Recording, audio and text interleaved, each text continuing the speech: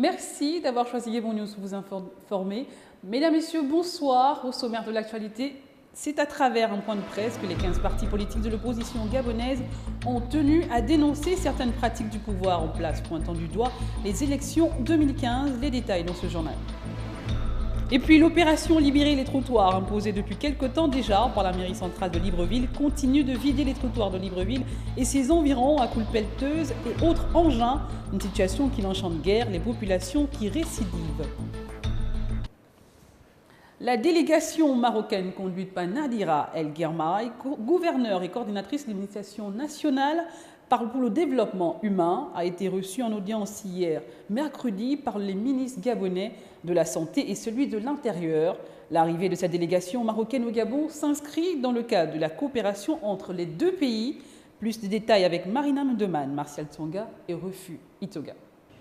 Accompagnée par Marie-Françoise Dekoumba, coordinatrice nationale de la stratégie d'investissement humain du Gabon, la délégation marocaine venue à Libreville dans le cadre de la coopération en matière de développement humain, elle a été introduite au cabinet du ministre de la Santé, Jean-Pierre Oyiba, une visite de courtoisie qui s'inscrit aussi dans le cadre de bonnes relations entre les deux pays. Elle témoigne tout d'abord de la qualité d'excellence des relations qui existent entre le Maroc et le Gabon. C'est l'accord cadre qui a été signé devant Monsieur le Président en mars 2014 et qui témoigne de nouveau de cette volonté partagée entre les deux peuples pour œuvrer ensemble pour tout ce qui est lutte contre la pauvreté, également lutte contre les disparités sociales et également territoriales.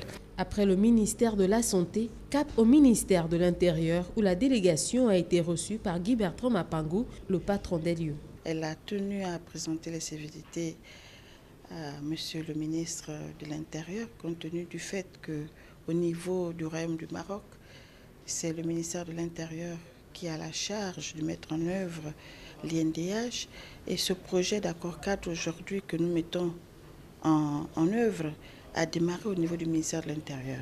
Et donc, dans ce cadre, il nous est apparu important et nécessaire de venir présenter nos civilités à Monsieur le ministre de l'Intérieur d'une part et solliciter aussi de sa part des orientations, des conseils quant à la réussite de cet accord cadre que nous implémentons dans notre pays. La coopération Gabon-Maroc en matière de développement et d'investissement humain est le dénominateur commun des deux pays. Pour Nadira El Guermaï, l'humain doit être au cœur du développement. Autre chose, les 15 partis politiques de l'opposition signataires de la déclaration du 23 mars 2015 ont tenu à échanger avec la presse nationale et internationale ce mercredi 27 mai au siège du CDJ à Libreville, un échange au cours duquel ils dénoncent les pratiques du pouvoir en place visant à repousser les élections 2015. Les détails dans ce reportage avec Justin Bitegui. Réunis autour de 15 partis politiques de l'opposition signataires de la déclaration du 23 mars dernier, ces partis disent être surpris par une proposition de loi qui pourrait prolonger le mandat du président actuel qui ne repose sur aucun fondement juridique. Ils rappellent également au président de la Cour constitutionnelle qu'aucun cas de force majeure ne pourrait être invoqué. Les partis politiques de l'opposition signataires de la déclaration du 23 mars 2015 sont surpris par cette proposition qui ne repose sur aucun fondement juridique. Aucun événement ne pourra justifier quelque report que ce soit, encore moins l'organisation de la Coupe d'Afrique des Nations, CAN en abrégé, dont la date est déjà connue. La priorité du moment est la mise en place des conditions de transparence électorale. Pour les partis politiques de l'opposition, signataires de la déclaration du 23 mars 2015, une des priorités du moment est la mise en place des conditions de transparence électorale, gage d'un retour à la paix sociale. Ils interpellent le peuple gabonais et la communauté internationale afin qu'ils s'impliquent de manière forte pour amener les différentes parties prenantes à la crise à œuvrer en vue de la tenue du dialogue national sans exclusion et sans tabou. Parlons à présent de cette opération lancée depuis quelques mois par la mairie centrale de Libreville. L'opération Libérer les trottoirs suit son cours dans la capitale gabonaise. Le quartier Akébé, à son tour, a vu ses bâtisses et bordures de route être reculées de quelques mètres. Et cela suite aux injonctions de la municipalité. Larissa Faltraoré, Kenyangori, Maxime Tinga pour les détails. Suivez. Réduire les bâtisses construites en bordure de route de quelques mètres afin d'élargir les trottoirs et donner un visage reluisant à la cité, telle est l'opération lancée il y a quelques mois par la locataire de l'hôtel de ville de Libreville. Initiative appréciée par la population et certains occupants de ces structures. Ça nous arrange aussi pour les piétons, l'espace pour les piétons. Il y a aussi des piétons qui viennent avec des marchandises sur la route, ça nous arrange aussi. Pour certains, cette mesure n'est pas la bienvenue car il n'y a aucune indemnité prévue par la municipalité pour ceux qui détruisent leurs édifices. J'ai reculé de 2,30 m. 2,30 m. Et à ma grande surprise, je reviens, nous avons tout cassé.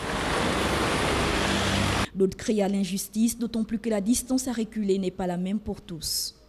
Lorsqu'ils sont arrivés, les agents de la mairie, lorsqu'ils sont arrivés, ils ont demandé, ils ont écrit sur les murs à reculer de 2,20 m. D'autres ils ont écrit 2,50 m, d'autres c'est 3 mètres.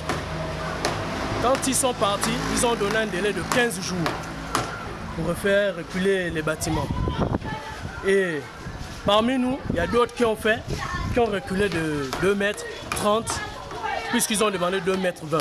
D'autres ont reculé de 2,30 m, d'autres ont reculé de 2,20 m comme ils l'ont dit. Mais samedi, ils sont arrivés. Et quand ils sont arrivés samedi, ils ne sont même pas rendus compte de tout. Ils ont carrément tout cassé. Et ceux qui ont déjà fait les travaux et ceux qui n'en ont pas fait, ils ont cassé tout le monde. L'action entreprise par la mairie centrale est pour certaines personnes certes louable, mais devrait avoir des mesures d'accompagnement afin de soulager les concernés. En prélude de la fête des mères, les femmes du 5e arrondissement de Libreville, regroupées au sein de l'association pour l'unité des femmes du 5e arrondissement, sont en séminaire depuis ce jeudi 27 mai 2015 afin de réussir à obtenir les clés de la réussite des activités génératrices des revenus. Un séminaire qui permettra sans doute à ces dernières de mieux gérer leurs activités et de pouvoir atteindre la prospérité. Le point avec Kenyangori et Justin Bitegui. Je déclare ouvert les travaux de ce séminaire de formation sur l'entrepreneuriat consacré aux femmes du 5e arrondissement de la commune de Libreville. C'est la phrase solennelle qui lance les travaux du séminaire portant sur les clés de la réussite d'une activité génératrice de revenus. Un séminaire qui met l'accent sur l'entrepreneuriat féminin. L'association pour l'unité des femmes du 5e arrondissement de la commune de Libreville, en abrégé AUFL, dont j'ai l'honneur de présider, a tenu à organiser un séminaire de formation conformément à son programme d'activité afin de permettre à ses membres porteuses de projets ou intéressés par les activités génératrices de revenus AGR d'avoir les clés de réussite pour la gestion d'une activité génératrice de revenus. Entreprendre et se prendre en charge au moment où est décrétée la décennie consacrée à la femme. Afin de ne plus répéter les erreurs du passé, l'Association pour l'unité des femmes du 5e arrondissement, de connivence avec la mairie de cet arrondissement et l'ONG Incubateur d'initiatives solidaires, veut servir de moteur pour ces femmes en quête de réussite et de prospérité. Le présent séminaire de formation est le vôtre. Pendant 2 jours, vos formateurs vont vous édifier et vous apprendre à avoir une idée objective d'une activité génératrice de revenus. 2 jours durant, les femmes de cet arrondissement regroupées au sein de ce collectif vont apprendre toutes les méthodes nécessaires pouvant permettre de rentrer en possession des clés de la réussite en matière d'activité génératrice de revenus. Le 21 mai dernier, les artisans de l'ingénierie mondiale se sont retrouvés dans la ville de Marrakech pour débattre des questions liées au développement sur le continent africain, une session de partage scientifique et commercial entre les acteurs des principaux métiers de l'ingénierie. Kenyangori nous donne plus de détails. Au lendemain de la clôture de la 3e édition du Symposium international sur l'innovation et la technologie dans l'industrie des phosphates Synphos, la ville de Marrakech est restée sous les feux des projecteurs avec la tenue de la première édition du Symposium JESA, Jacobs Engineering Symposium for Africa. Cette grande rencontre du savoir a réuni de nombreuses personnalités du monde de l'ingénierie.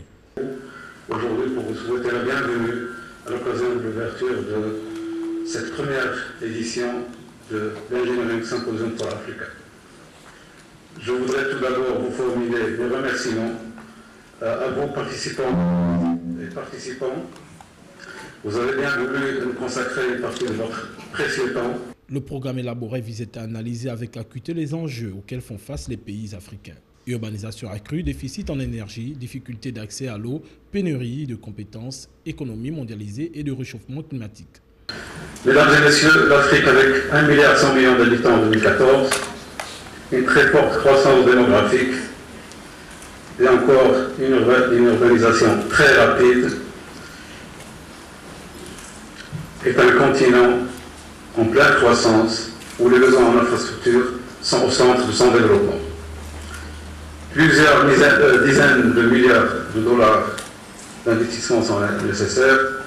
Créé en 2009, GESA est une jointe venture entre le groupe OCP, leader mondial des phosphates et dérivés, et Jacob Engineering, l'un des plus grands prestataires de services techniques professionnels et de construction au monde. GESA intervient dans les domaines des mines et minéraux, chimie, infrastructures de transport, ouvrages d'art, assainissement, eau et environnement, énergie, bâtiments, conseils et études sectorielles.